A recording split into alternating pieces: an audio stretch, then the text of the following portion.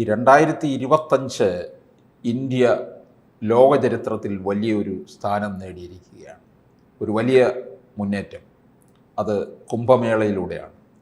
കുംഭമേളയിൽ തന്നെ പല ചരിത്ര സംഭവങ്ങളും സാക്ഷ്യം വഹിച്ചിരിക്കുകയാണ്. കുംഭമേളയെ നമുക്കൊന്ന് വിലയിരുത്തി കഴിഞ്ഞാൽ കിട്ടുന്നത് നിരവധി കാര്യങ്ങളാണല്ലേ.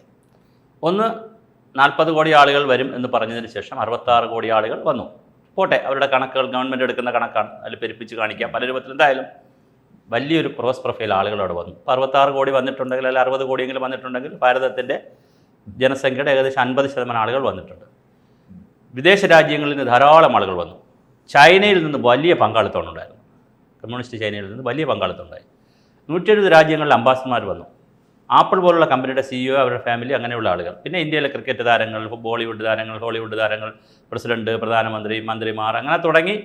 പിന്നെ മിക്ക സ്റ്റേറ്റുകളിലെയും മുഖ്യമന്ത്രിമാർ, അങ്ങനെ വലിയ ഒരു സദസ്സ് അവിടെ വന്നു.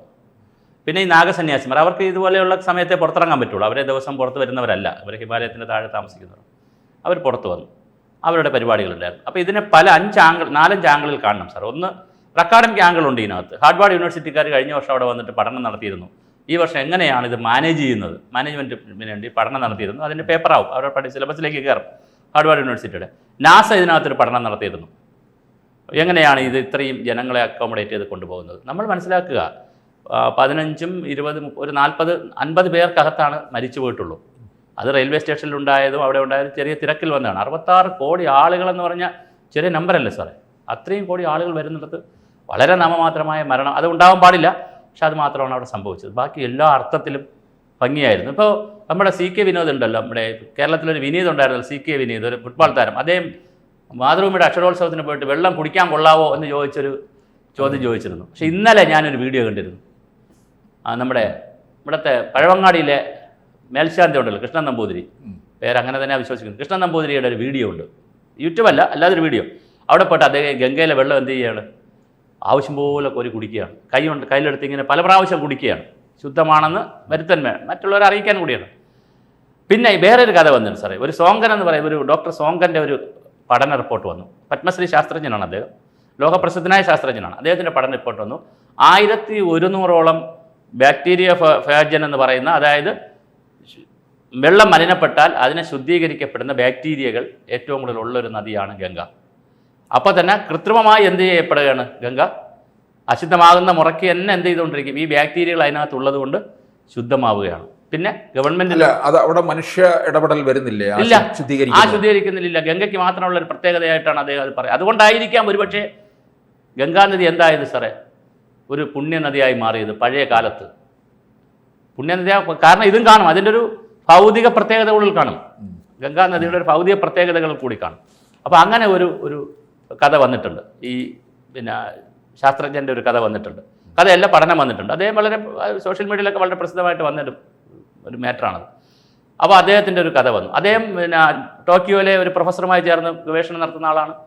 അമേരിക്കയിലെ ഒരു സ്ഥാപനത്തിലെ വിസിറ്റിംഗ് പ്രൊഫസറാണ്. വളരെ പ്രമുഖനായ സയൻറ്റിസ്റ്റാണ്, അല്ലാതെ സാധാരണ ഒരു ആളല്ല, ഡോക്ടറുമാണ്.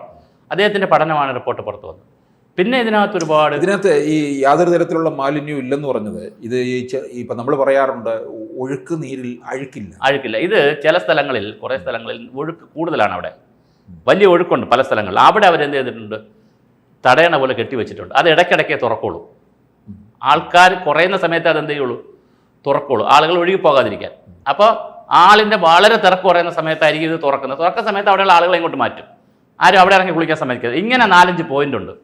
ഈ പോയിന്റ് പോയി കണ്ടിട്ടാണ് ഗംഗയാർ മൊത്തം മലിനമാണെന്നൊക്കെ പറഞ്ഞുള്ള ഇവിടെ കാര്യങ്ങൾ ഇറക്കുന്നത്. പിന്നെ വേറെ നല്ല ഒരുപാട് കാര്യങ്ങളുണ്ട് സാറേ. 12 വർഷത്തിലൊരിക്കൽ ഗ്രഹങ്ങളുടെ നില, ജ്യോതിശാസ്ത്രം, അസ്ട്രോളജി, അസ്ട്രോണമി, ജ്യോതിശാസ്ത്രത്തിൻ്റെ സാധ്യതകളുണ്ട്. ഗ്രഹങ്ങൾ ഒരേ നിലയിൽ വരുന്ന, പൊസിഷനിൽ വരുന്നതിൻ്റെ കഥകൾ. പിന്നെ അതുപോലെ തന്നെ ഐതിഹ്യം, നന്മയും തമ്മിലുള്ള പോരാട്ടത്തെ കാര്യം, അസുരൻ. ഇതൊരു പല ഡയമെൻഷനാണ്. ഇനി വേറെ ഡയമെൻഷനുണ്ട് സാറേ. ഞാൻ ഈ വീഡിയോസ് പല കാര്യങ്ങളിലൊക്കെ ഇങ്ങനെ ചർച്ച ചെയ്ത് പലതും കാണുമ്പോൾ ഒരു സന്യാസിമാർ, ഈ നാഗസന്യാസിമാരുടെ അടക്കമുള്ള വരുന്നവരുടെ ഒരു യോഗയുടെ ഒരു തീരുമാനമുണ്ട്, യോഗയുടെ ഒരു ആശയമുണ്ട്. യോഗയുടെ ആശയം എന്താണ്, നമ്മൾ ശ്വസിക്കുമല്ലോ, ഇടത് മൂക്കിലൂടെ ശ്വാസം എടുക്കുന്നു, വലതും, ഇങ്ങനെ ശ്വസന പ്രക്രിയയുണ്ട്, പ്രാണായാമമൊക്കെ ഉണ്ട്. ഇതൊരു പ്രത്യേക അവസ്ഥയിലേക്ക് ശ്വാസം അകത്തെടുത്തു കഴിഞ്ഞാൽ അതിനെ നിശ്ചലമായിട്ട് ശ്വാസത്തെ നിർത്താൻ പറ്റും. വലിയ സഞ്ചാരമില്ലാതെ ബോഡിയിൽ കുറച്ചു നേരം നിർത്താൻ പറ്റും. ഇതിനെ കുംഭകം എന്നാണ് പറയുന്നത്. നമ്മൾ കേട്ടിട്ടില്ലാത്തൊരു സാധനമാണ്. കുംഭകം എന്നാണ് അങ്ങനെ നിർത്തുന്നത്. കുറച്ച് കഴിഞ്ഞ് ആ ശ്വാസത്തെ തന്നെ പുറത്ത് വിടാൻ പറ്റും. അത് കുറച്ച് സമയം തൻ്റെ കൺട്രോളിൽ പുറത്ത് നിർത്താൻ പറ്റും. ഈ യോഗികൾക്ക് അത് കഴിയുള്ളൂ, നമുക്കത് കഴിയത്തില്ല. അപ്പോൾ ഈ ശ്വാസപ്രക്രിയയെ കൺട്രോൾ ചെയ്ത് നിർത്തുന്നതിന് കുംഭകം എന്ന് പറയും. അതിൻ്റെ ഒരു സമ്മേളനമാണ് അവരെ സംബന്ധിച്ച്, ആരെ ഈ സന്യാസിമാരെ സംബന്ധിച്ച് കുംഭകങ്ങളുടെ മേളയ്ക്കാണ് അവർ വന്നിരിക്കുന്നത്. നാട്ടുകാരെ സംബന്ധിച്ച് എന്താണ്, സ്നാനത്തിനാണ് വന്നിരിക്കുന്നത്. രണ്ടുപേരുടെയും വരവിനകത്ത് രണ്ട് ഘടകങ്ങളാണ്. ശാസ്ത്രജ്ഞന്മാരെ സംബന്ധിച്ച് മറ്റൊന്നാണ്. തീർത്ഥാടകരെ സംബന്ധിച്ച് എന്താണ്, സാധാരണ നമ്മളെ നിങ്ങളെ പോലെ തീർത്ഥാടകരെ സംബന്ധിച്ച് എന്താണ്, പിന്നെ ആറ്റിൽ പോയി കുളിച്ചാൽ, നദി ഒഴുക്കുവെള്ളത്തിൽ പോയി കുളിച്ചാൽ പുണ്യം കിട്ടും. അതാണ് നമ്മുടെ സ്നാനം ചെയ്താൽ പുണ്യം കിട്ടും. അതിനാണല്ലോ എല്ലാ കാര്യത്തിൻ്റെ സ്നാനം ഉണ്ടല്ലോ. സ്നാനം ഇങ്ങനെ പല ആംഗിളിൽ, ഭക്തിയുടെ ആംഗിളിൽ, ജ്ഞാനത്തിൻ്റെ ആംഗിളിൽ, ശാസ്ത്രത്തിൻ്റെ ആംഗിളിൽ, പല ആംഗിളിൽ പോകുന്നതാണ്. അപ്പോഴാണ് ഇന്ന് രാവിലെ വേറൊരു മനുഷ്യൻ, അപ്പോൾ ഇപ്പോൾ ഒരു അവതാരം വന്നിട്ടുണ്ട് കേരളത്തിൽ, ഡോക്ടർ TS ശ്യാംകുമാർ. അദ്ദേഹത്തിൻ്റെ പ്രസ്താവനകളെല്ലാം കേട്ടാൽ തന്നെ അദ്ദേഹത്തിൻ്റെ ജാതി മനസ്സിലാവും. അങ്ങനെ ഉണ്ടല്ലോ. എനിക്ക് അദ്ദേഹത്തിൻ്റെ ജാതി അറിയത്തില്ല, പക്ഷേ എന്നാൽ അദ്ദേഹത്തിൻ്റെ പ്രസ്താവനകൾ മുഴുവൻ കണ്ടാൽ അത് ഏത് ജാതിക്കാരനാണെന്ന് മനസ്സിലാവും. നേരം വെളുത്ത ഇരുട്ടുന്നവർ അദ്ദേഹം ബ്രാഹ്മണന്മാരെയും മുന്നോക്ക സമുദായക്കാരെയും ഇവിടുത്തെ വേദത്തെയും ഉപനിഷത്തിനെയും മുഴുവൻ സംവിധാനങ്ങളെയും ക്ഷേത്രാചാരങ്ങളെയും തെറി പറയലാണ്. ഇപ്പോൾ ഞാനിവിടെ വരുന്നതിന് മുമ്പ്, സാർ എന്നെ ഇവിടെ വരാൻ ക്ഷണിച്ചതിന് മുമ്പ് ഞാനൊരു ഫേസ്ബുക്ക് പോസ്റ്റ് കണ്ടായിരുന്നു. അപ്പോൾ അദ്ദേഹം പറഞ്ഞിരിക്കുന്നത് അംബേദ്കറെ കോട്ട് ചെയ്തിട്ടുണ്ട്, കുംഭമേളയായിട്ട് ചേർത്തിട്ടാണ്. കുംഭമേളയിൽ ഇങ്ങനെ ഇത്രയും വലിയ ആളുകൾ വന്നോ? അപ്പോൾ ആളുകളുടെ എണ്ണത്തിലാണ് ഒരു പ്രശ്നം. രണ്ടാമത് കുറച്ച് പേര് മരിച്ചില്ലേ? ഇതിൻ്റെ മെരിറ്റ് ഡിസ്കസ് ചെയ്യാണ്. ഒരു ഡോക്ടറേറ്റ് ഉള്ള ആളാണ്, സംസ്കൃതത്തിൽ ഡോക്ടറേറ്റ് ഉള്ള ഒരാളാണ്. മൂന്നാമത് അദ്ദേഹം പറഞ്ഞിരിക്കണം, അംബേദ്കർ പറഞ്ഞിട്ടുണ്ട്, ഭജന നടത്തിയാൽ പട്ടിണി മാറുമോ? തുളസിമാല ഇട്ടാൽ പട്ടിണി മാറുമോ? മാറും. തുളസിമാല ഇട്ടാൽ പട്ടിണി മാറും, ഭജന നടത്തിയ പട്ടിണി മാറും എന്ന് വിശ്വസിക്കുന്ന ആളാണ് ഞാൻ. അത് യാഥാർത്ഥ്യമാണ്. നമ്മൾ എന്തിനാണ് അമ്പലത്തിൽ പോകുന്നത്? സന്തോഷത്തിന് വേണ്ടി മാത്രമല്ല, ദുഃഖത്തിന് വേണ്ടിയിട്ടാണ്. പല കുട്ടികളും അമ്പലത്തിൽ ചെന്ന് പരീക്ഷയ്ക്ക് തോറ്റു പോകുമെന്ന് പറയുമ്പോൾ പോറ്റി ഒരു ചരട് കെട്ടി കൊടുക്കും. ആ ചരട് കെട്ടുമ്പോൾ നമുക്ക് എന്താ കിട്ടുന്ന? കെട്ടിയ കുട്ടിക്ക് എന്താ കിട്ടുന്നത്?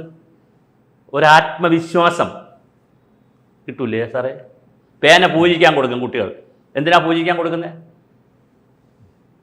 പഠിക്കണം, അത് വേറെ വിഷയം. പക്ഷെ ഒരു ആത്മവിശ്വാസം, ഒരു കോൺഫിഡൻസ്, ജോലി ചെയ്യാനൊരു ഊർജം, ഒരു ഉന്മേഷം, ജീവിക്കാനുള്ളൊരു ത്വര, ഇതുണ്ടാവും ഭക്തനെ സംബന്ധിച്ച്. ഭക്തന്മാരെക്കാൾ കൂടുതൽ ഭക്തന്മാർ, പിന്നെ അക്രമം കുറച്ച് ചെയ്യുന്നതാരാണ്? ഭക്തന്മാരാണ് സാറേ. സാർ ആലോചിച്ച് നോക്കും, ഇവിടെ ഏറ്റവും കൂടുതൽ ഭക്തിയുള്ളവർ ക്രിമിനൽസിൻ്റെ എണ്ണം എടുത്ത് നോക്കൂ സാറ്. നാട്ടിൽ കൊലപാതകം ചെയ്യുന്നവരുടെ എണ്ണം എടുത്ത് നോക്കൂ സാറ്. വെജിറ്റേറിയൻകാരാണ് ഏറ്റവും കുറച്ച് കൊലപാതകം. ഞാൻ അങ്ങനെ തന്നെ പറയുകയാണ്.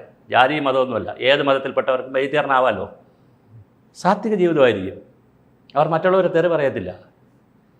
ഇതൊക്കെ ഇതിൻ്റെ ഭാഗമാണ്. അതുകൊണ്ട് ഭജന നടത്തിയാൽ തൻ്റെ ഇത് കൂടും. ഞാൻ വേറൊരു പഠനം നടത്തിയിട്ടുണ്ട്, അത് അങ്ങനെ പറയാമെന്നറിയില്ല. എന്നാലും ഞാൻ നിർത്തുന്നു. ഈ ബ്രാഹ്മണ കുട്ടികളൊക്കെ ഇത്രയും റിസർവേഷൻ ഇല്ലെങ്കിലും അവർ കയറി വരുന്നു. അവർക്ക് ഒരു റിസർവേഷനും ഇല്ല, കയറി വരുന്നു. പക്ഷെ നോക്കുമ്പോഴെന്താണെന്നറിയാവോ? വളരെ ചെറിയ പ്രായത്തിൽ അവരെന്ത് പഠിക്കുകയാണ്? ലളിതാ സഹസ്രനാമം, ഈ വേദം, ഇതെല്ലാം ഇങ്ങനെ പറഞ്ഞ് അവൻ്റെ ബുദ്ധി ഇങ്ങനെ നന്നായിട്ട് ബുദ്ധി വികസിക്കുകയാണ് സാറേ. ഒരുപാട് കാര്യങ്ങൾ മെമ്മറി പവർ കൂടിയാണ്. അലക്സാണ്ടർ ജേക്കബ് സാറൊക്കെ പറയുമ്പോൾ മെമ്മറി പവർ കൂടിയാണ് കുഞ്ഞുങ്ങളുടെ. അപ്പോൾ അതുകൊണ്ട് ഇതൊക്കെ മന്ത്രം ചൊല്ലുമ്പോൾ തൻ്റെ ആത്മശക്തി കൂടുകയാണ്.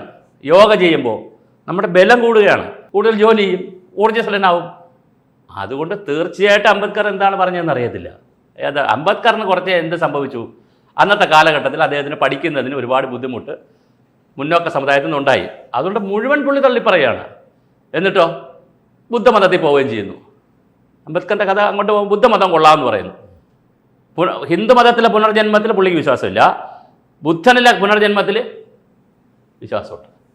ഹിന്ദുമതത്തിലെ മോക്ഷത്തിന് വിശ്വാസമില്ല, ബുദ്ധൻ്റെ മോക്ഷത്തിൽ വിശ്വാസമുണ്ട്. ഞാൻ പറഞ്ഞത് അംബേദ്കർ നമ്മൾ വിമർശിക്കുകയല്ല. ഇതൊക്കെയാണ് കഥകൾ നമുക്ക് കിട്ടി. എനിക്കിപ്പോൾ ഗവൺമെൻറ് ഒന്നും തന്നില്ല എന്ന് വിചാരിക്കുക. എൻ്റെ സർവീസ് കാലയളവിൽ ഗവൺമെൻറ് ഒന്നും തന്നില്ല. ഞാൻ മുഴുവൻ ഗവൺമെൻറ്റിൻ്റെ എല്ലാ നന്മയും തിന്മയും എല്ലാം തെറി മാത്രം പറഞ്ഞാലോ? അല്ലല്ലോ, നന്മയും കൂടെ കാണണ്ടേ? അപ്പോൾ തിരിച്ച് ചിന്തിക്കുക. അപ്പോൾ ശ്യാംകുമാറിന് രാവിലെ പറഞ്ഞില്ല. പിന്നെ ഒരു കാര്യം കൂടെ പറഞ്ഞ് അവസാനിപ്പിക്കുക സാർ. അപ്പോൾ അതിൻ്റെ ഇടയിൽ കൂടെ പുള്ളി ഏതും എടുത്തിട്ടിട്ടുണ്ട്, ബാബറി മസ്ജിദും എടുത്തിട്ടിട്ടുണ്ട്. ഈ പോസ്റ്റിനകത്തൂടി ഏതും എടുത്തിട്ടിട്ടുണ്ട്, ഒരു ബാബറി മസ്ജിദ്. ഇപ്പം എന്താ പ്രസക്തി? സുപ്രീം കോടതി തള്ളിക്കളഞ്ഞ വിഷയമല്ലേ? ആർക്കിയോളജിക്കാർ തള്ളിക്കളഞ്ഞ വിഷയമല്ലേ? ലോകം മുഴുവൻ ചർച്ച ചെയ്ത വിഷയമല്ലേ? ഇന്ത്യയിൽ രാമന് ക്ഷേത്രം വേണ്ടേ? തീർച്ചയായിട്ടും രാമന് ക്ഷേത്രം വേണം. ഈ കുംഭമേളയിൽ ഇത് കഴിഞ്ഞു അല്ലേ? എന്നാലും ആ പ്രദേശത്തേക്ക് ഒരുപക്ഷെ തീർത്ഥാടകരുടെ ഒരു വലിയ ഒഴുക്കായിരിക്കും സാറേ. മാത്രമല്ല വേറൊരു കാര്യം കണ്ടല്ലോ, ഇവിടെ ആശാ വർക്കേഴ്സ് സമരം ചെയ്യാമല്ലോ. കുംഭമേള കഴിഞ്ഞ ഉടനെ 10,000 രൂപ ഇതാണ് ആർക്ക് കൊടുത്തത്? ശുചീകരണ തൊഴിലാളികൾ കൊടുത്തത്. അവരെ ശമ്പളം 16,000 ആക്കി. അപ്പോൾ ഇവിടുത്തെ ആശാ വർക്കേഴ്സിനേക്കാൾ ശമ്പളം ഇപ്പോൾ ആർക്കുണ്ട്? അവിടുത്തെ ശുചീകരണ തൊഴിലാളികൾക്കുണ്ട്. എന്നിട്ട് വേറൊരു ഫോട്ടോ ഉണ്ടായിരുന്നു, ശുചീകരണ തൊഴിലാളികളെ ഇരുത്തിയിട്ട് മോഡി അവരെ കൂടെ ഇരുന്ന്, മോഡിയല്ല യോഗി അവരെ കൂടെ ഇരുന്ന് ചമ്രം കൊണ്ടിരുന്ന് എന്ത് കഴിക്കുന്നു? ഭക്ഷണം കഴിക്കും. ഇവിടെ സങ്കല്പിക്കാൻ പറ്റും നമുക്ക്?